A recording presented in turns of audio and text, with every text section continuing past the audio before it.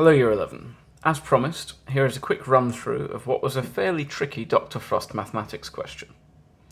I'm going to model my thought processes when solving this, but it is important to note that there are multiple methods that will allow you to generate your final answer. And what I do here is only one of those methods. The diagram shows a circle with the equation x squared plus y squared is equal to 100. That tells me the radius of this circle is 10, which is going to be useful later. So I will label this on my diagram now. And indeed we can see, root 6 squared plus 8 squared is indeed 10. So that sort of fits the geometry of our situation as well. The unit of length on both axes is 1 centimetre. That's somewhat useful as well.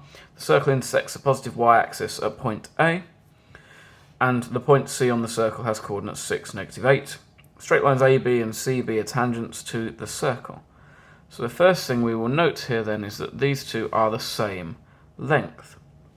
The other thing I'm going to notice, which will be just as important, is that this angle here and this angle here are both right angles. That's using our circle theorem that a tangent meets a radius at right angles. Both OA and OC are radii, and AB and CB are defined in the question as tangents. And I'm looking to find the area of this quadrilateral.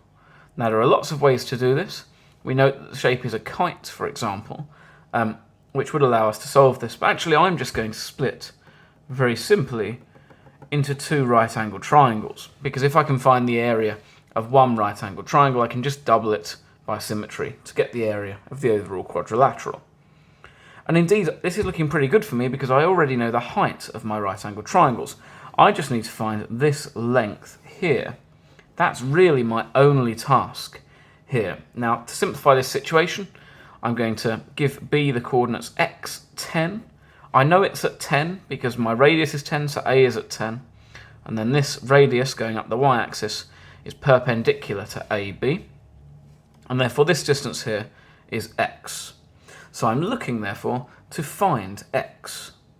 I'm going to use the fact that OB is a common side to both of these right-angled triangles. And so when I look to find OB, I'll be able to equate two different formulae. Now I'm going to work using Pythagoras' theorem in both cases. And I'm going to work with OB squared, the length squared, and you'll see why that makes my life a bit simpler as we go on. So if we look first at triangle OAB, OB squared is 10 squared plus x squared. Nice and straightforward. This is slightly more complicated. OB is 10 squared again. That's good because that will cancel out. But then it's the length of this side here, the length of BC.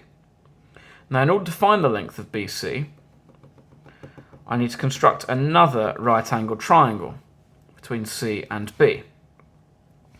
The base of this triangle spans from C to B, so from 6 up to x, so its length is x subtract 6 centimetres. And its height spans from -8 up to 10, so its height is 18 centimetres. So the length of this side will be square root x subtract 6 all squared plus 18 squared. And therefore, when I have OB squared is OC squared plus CB squared, I have 10 squared plus x subtract 6 all squared plus 18 all squared. And now I'm left with a fairly simple equation to solve for x. My 10 squareds cancel before I do anything. I have an x squared on this side. I have x squared subtract 12x plus 36 plus 18 squared. So my x squareds will also cancel. I'm going to add 12x to both sides, so I get 12x is equal to, and then 36 plus 18 squared is 360. And so x is equal to 30 centimetres. Now, I'm not done there, that's not the question, but that is breaking the back very much of my question, because I know this length is 30 centimetres. So when I'm asked to find the area of quadrilateral ABCO, I'm going to find, let's just write that down, area of ABCO, that's going to be 2 times the area of triangle AOB, which is 2 times, and then the area of our triangle is a half multiplied by base, 30, by height, 10. So the 2 and the half will cancel. I've got 30 times 10, 300 square units.